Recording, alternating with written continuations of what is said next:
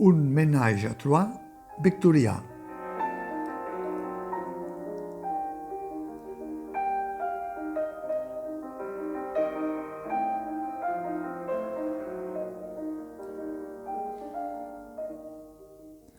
Tot era vermell.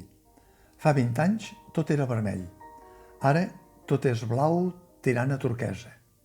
El color també fa la cosa. L'actriu Emma Vilarasau era la mistensada i l'actriu Marta Marco era la serventa. Ella era l'Anna, la Lizaran. És gairebé obligatori recordar les imatges dels espectacles que es queden en la memòria per sempre. I aquella estrena de fa gairebé 20 anys d'un matrimoni de Boston, de David Mamet, a l'Espai Lliure de Montjuïc, és de les que va deixar empremta. Revisitar cada una o dues dècades un espectacle com Un matrimoni de Boston és un signe de normalitat. I fer-ho amb dues de les mateixes actrius d'aquella estrena, la Vilarasau i la Marco, però amb els papers canviats, i la incorporació de la més jove de les tres, l'encara emergent Emma Arquilloé, és un sa exercici de relleu amb aires de llegat. A més, tornar-hi permet als nous espectadors descobrir una de les perles teatrals que tenim en cartera. I els espectadors que repeteixen potser els fa detectar petits detalls que podien haver passat desapercebuts en la primera versió. Un matrimoni de Boston, un altre dels èxits ja cantats d'aquesta temporada i el que ha batut el rècord de la Villarroel pel que fa a venda anticipada, és una obra que reconcilia, com ja vaig dir fa 20 anys amb motiu de la primera estrena, els espectadors cansats de segons quines aventures amb el teatre de compromís. Donem-ne part de la culpa, si voleu, al seu autor, David Mamet, una altra part al seu director, Josep Maria Mestres, i una altra part al seu traductor, Joan Sallent.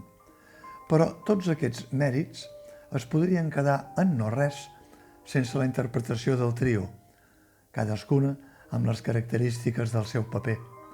El descarat i ple d'experiència de la vida d'Emma Vilarasau, la senyora del collaret, el juvenívol il·lusionat de Marta Marco, la jove mistensada, i l'ingenu i picaresc d'Emma Arquilloé, la serventa.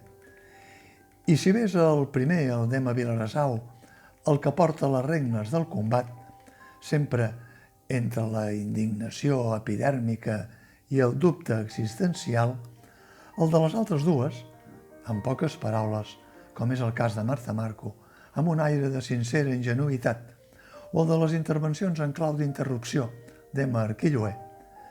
Els Butaca ja en van destacar el seu esclat revelació, que aquí es consolida encara més, plenes de lucidesa camperola, completen una de les festes teatrals antològiques que regalen un devessall de llengua polidíssima en la versió de Joan Sallent i una vibrant direcció de Josep Maria Mestres que remarca encara més que, segons quin teatre, envelleix millor si es deixa en repòs un temps, com el bon vi. Resulta que Un matrimoni de Boston combina la saviesa del discurs amb la ironia i fins i tot l'humor refinat, sense que decaigui en cap moment.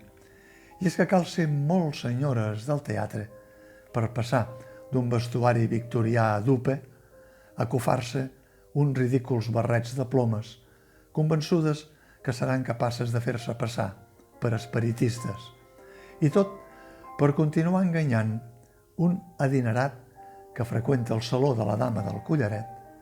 Per cert, secret de confessió, el mateix collaret que lluïa Anna Lizaran, i n'alimenta els capritxos per continuar mantenint la relació acabada d'estrenar entre la jove mistensada i la filla del protector i per utilitzar, en benefici propi, la saviesa popular de la pagesia escocesa, que els servirà finalment per treure les castanyes del foc. D'allò que en podríem dir converses de saló, es passa a safareig de marmanyera i es torna a dissertació filosòfica. D'allò que en podríem dir cinisme i fins i tot racisme, avui encara més evident que fa 20 anys, envers la serventa, es passa a xantatge sentimental i proteccionisme. D'allò que en podríem dir intriga, amb el valuós collaret com a protagonista de fons, es passa a embolic de faldilles multiplicat per 3 i mai més ben dit, o millor dit, com diuen els francesos, un ménage à trois però victorià. Un matrimoni de Boston és una obra per seguir amb el somriure permanent. Des que Emma Vilarassau apareix al saló, que ha fet entapissar expressament pensant en la més tensada i es familiaritza amb alguns dels espectadors de primeres files. Em cordes el collaret, si us plau? Fins a l'última frase del discurs que condensa l'engany i la hipocresia que reflecteix l'autor David Mamet en tota l'obra.